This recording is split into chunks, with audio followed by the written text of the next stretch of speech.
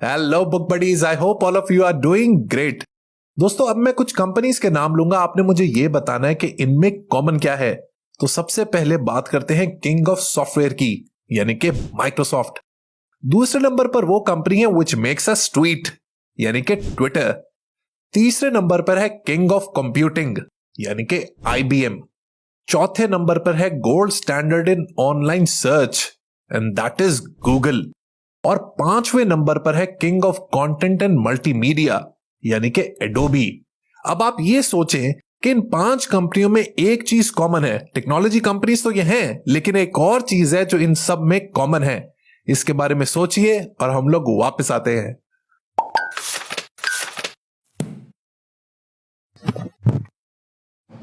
अजीज आने मन, अब तक तो आप इस सवाल का जवाब सोच चुके होंगे। Anyways, let me tell you the answer. जवाब इसका यह है कि इन सब कंपनीज के CEOs का ताल्लुक इंडिया से है। गूगल के CEO सुंदर पिचई इंडिया से है। ट्विटर के CEO पारक अग्रवाल का ताल्लुक भी इंडिया से है। इसी तरह IBM के CEO अरविंद कृष्णा, एडोबी के CEO शांतनु नारायण और माइक्रोसॉफ्ट के CEO सत्या नडेला का भी ताल्लुक इंडिया से है। अब नेचुरली सवाल यह बनता है कि आखिर वो क्या वजह है कि दुनिया की टॉप कंपनीज इंडियन एम्प्लॉइज को पसंद करती हैं, और इनफैक्ट ना सिर्फ पसंद बल्कि अपनी बिलियंस ऑफ डॉलर्स की कंपनीज इनके हाथ में थमा देती हैं कि चलाओ इसको। दोस्तों, आज की बहुत ही इंपॉर्टेंट वीडियो में हम इसी टॉपिक के ऊपर बात करेंगे कि इंडियंस के पास आखिर वो क्या स्किल्स हैं जिसकी वजह से they are leading the world of technology and business.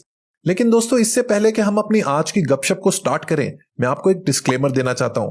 ये जो आपका चैनल है ना बुक बडी, इसमें आपने कभी भी मुझसे हेट्रेड, रेटरिक, प्रोपेगेंडा या बयानबाजी नहीं सुनी होगी। उसकी वजह यह है कि मेरी जिंदगी का एक फलसफा है कि कोई भी शख्स हो, उससे आपने पॉजिटिव एट्रीब्यूट्स, उसकी पॉजिटिव आदतें, पॉजिटिव चीजें एक्सट्रैक्ट कर लेनी है और नेगेटिव बातों को फिल्टर कर लेना है। देखिए, इंडिया के साथ हमारा जो भी कॉन्फ्लिक्ट है पॉलिटिकल लेवल पर, लेट इट बी।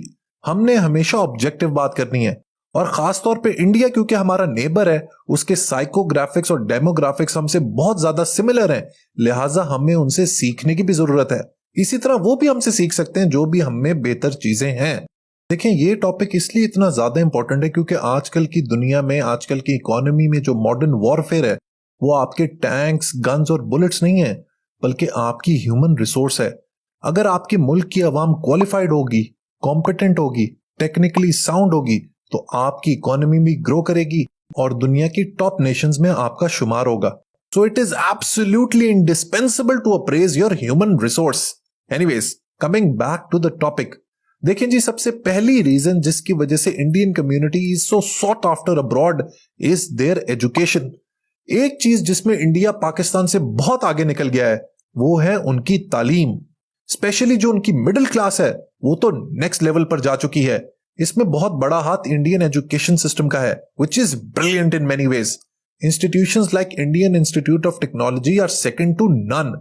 यहां के ग्रेजुएट्स की मांग पूरी दुनिया में है, and it constantly runs among the top education institutes of the world. बेहतरीन बात यह है कि इंडिया की सरकार ने IIT जैसे तालीमी इदारों को इंस्टीट्यूट्स ऑफ नेशनल इंपॉर्टेंस का दर्जा दिया है। यही वजह है कि IIT का ठप्पा is a sure shot guarantee of success. कहने को तो पाकिस्तान में भी बहुत से टेक्नोलॉजी इंस्टीट्यूट्स हैं, लेकिन उसके बावजूद इंडिया की IT exports are touching $200 billion, जबकि पाकिस्तान की IT export stand at a meagre $2 to $3 billion. आखिर इसकी वजह क्या है? दोस्तों, इसकी वजह मैं आपको बताता हूं, लेकिन इसको आपने बहुत गौर से सुनना है। इन द ईयर 1991 इंडिया की सरकार ने अपनी इकोनॉमी को लेकर बहुत ही इंपॉर्टेंट डिसीजन लिया। इसको वो लोग कहते हैं इकोनॉमिक लिबरलाइजेशन। इसके 3 बहुत ही इंपॉर्टेंट पॉइंट थे। सबसे पहला था लिबरलाइजेशन, दूसरा था प्राइवेटाइजेशन और तीसरा था ग्लोबलाइजेशन। इसका नतीजा यह हुआ कि इंडियन इकोनॉमी पूरी दुनिया के लिए खुल गई। वहां पर फॉरेन डायरेक्ट इन्वेस्टमेंट आनी शुरू हो गई। बाहर की कंपनीज ने वहां पर अपने रीजनल ऑफिसेस सेटअप करने शुरू कर दिए। इंडिया की ह्यूमन रिसोर्स को बाहर हायर करना शुरू कर दिया। बेंगलुरु इंडिया का IT हब बन गया and it eventually became the second silicon valley of the world. जबकि दूसरी तरफ पाकिस्तान में कोई स्टेट पॉलिसी ही नहीं है और ना कोई फोकस है ह्यूमन रिसोर्स मैनेजमेंट पर। हमारी जो मिडिल क्लास है, वो सारी उम्र अपनी सारी तनख्वाह अपने बच्चों की पढ़ाई पर लगाती है, और वो बच्चे इवेंचुअली अपने ही दम पर सेल्फ मेड बेसिस पर अपनी जगह दुनिया में बनाते हैं। स्टेट से हमें कोई सपोर्ट नहीं मिलती और नतीजा आपके सामने है। कहां $200 बिलियन और कहां $2 बिलियन। अब दोस्तों ये तो बात हो गई एजुकेशन की, अब बात करते हैं काम की। तो काम के हवाले से भी इंडियंस का कोई सानी नहीं। एक तो ये कि इनकी लॉयल्टी नेक्स्ट लेवल होती है। यही वजह है कि जब लीडरशिप की बात आती है तो Indians rise to the top. Arvind Krishna ने 30 साल सर्व किया before he became the CEO of IBM। इसी तरह सत्या नडेला ने 22 साल माइक्रोसॉफ्ट में काम किया before he rose to become the CEO. इसी तरह सुंदर पिचई ने 11 साल काम किया before he became the CEO of Google. Indira Nooyi ने 12 साल पेप्सी में काम किया before she became the CEO of Pepsi. That's why their loyalty is rewarded. Loyalty के अलावा इंडियंस का काम करने का स्टाइल भी कमाल है। They give 100% satisfaction to their employers. वो बहुत ही डिलिजेंट और हार्ड वर्किंग होते हैं, जिसकी वजह से जब भी हायरिंग की बात आती है तो ये कंपनीज इंडियंस को प्रेफर करते हैं। विज़-अ-वी अगर हम पाकिस्तानीज की बात करें तो हमारे कहीं ना कहीं थोड़े बहुत नखरे होते हैं। I am not giving a sweeping statement, लेकिन अगर आप ऑब्जर्व करेंगे, हम दोनों नेशंस को कंपेयर करेंगे तो हमारे थोड़े बहुत नखरे हैं। हमें अच्छा रूम चाहिए, हमें अच्छी गाड़ी चाहिए और हमें अच्छी कोठी चाहिए, जबकि इंडियंस आर वेरी फ्रूगल, जिसकी वजह से वो किसी भी माहौल में अडेप्ट कर जाते हैं and hence they become the preferred choice for employment. एक और बहुत ही बड़ी वजह है इंडियंस को प्रेफरेंस देने की, और वो है इनकी problem solving skills. Indians are expert problem solvers. अब अगेन सवाल ये आता है कि इनके अंदर ये ट्रेट आती कहां से है। तो दोस्तों होता यह है कि इंडिया वाकई में बहुत ही मुश्किल कंट्री है। गुर्बत तो है, लेकिन जो इनकी मिडिल क्लास है ना, वो बहुत ही थ्राइविंग है, बहुत ही डायनामिक है, बहुत ही एंटरप्राइजिंग है। वो इसी माहौल से उठ के अपने लिए अपॉर्चुनिटीज बनाते हैं, दुनिया में अपना नाम बनाते हैं और कट थ्रोट कंपटीशन होने के बावजूद दे एक्सेल। यही वजह है कि जब प्रॉब्लम सॉल्विंग की बात आती है इन टेक कंपनीज में तो Indians are always preferred. Indians are indeed very resourceful. Puzzle को सॉल्व करने का आर्ट उनको बखूबी आता है। यहां पर मुझे एक वाकया याद आ रहा है अपने एक दोस्त का। वो अपनी मदर का ट्रीटमेंट करवाने के लिए इंडिया लेकर गया। जब वो न्यू दिल्ली पहुंचा अपनी अम्मी का लिवर ट्रांसप्लांट करवाने के लिए, तो वहां पर और भी बहुत से लोग मौजूद थे।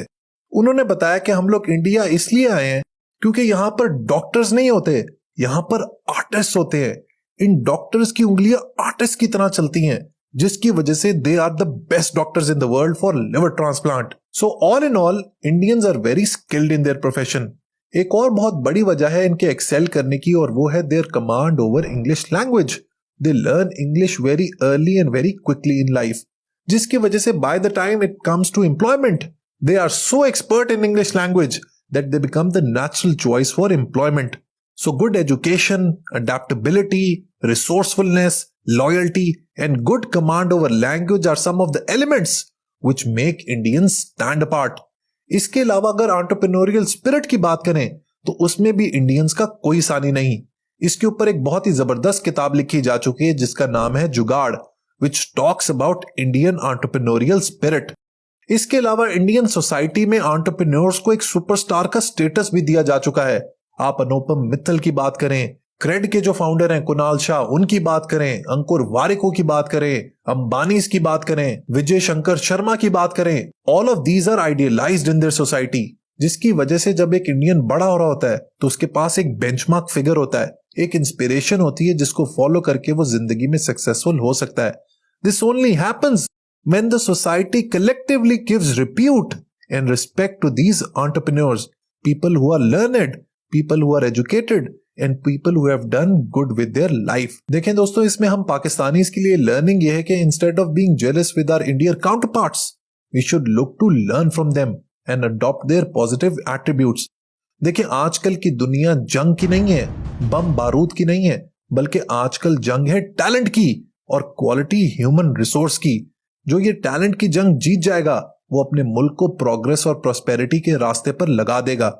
इसमें एक बात याद रखें कि आपने अपनी गवर्नमेंट और सरकार पर डिपेंडेंट नहीं होना कि वो अब आईटी की पॉलिसी बनाएगी, ह्यूमन रिसोर्स की पॉलिसी बनाएगी, हमें सब्सिडी देगी, हमारे लिए कॉलेज और यूनिवर्सिटीज बनाएगी।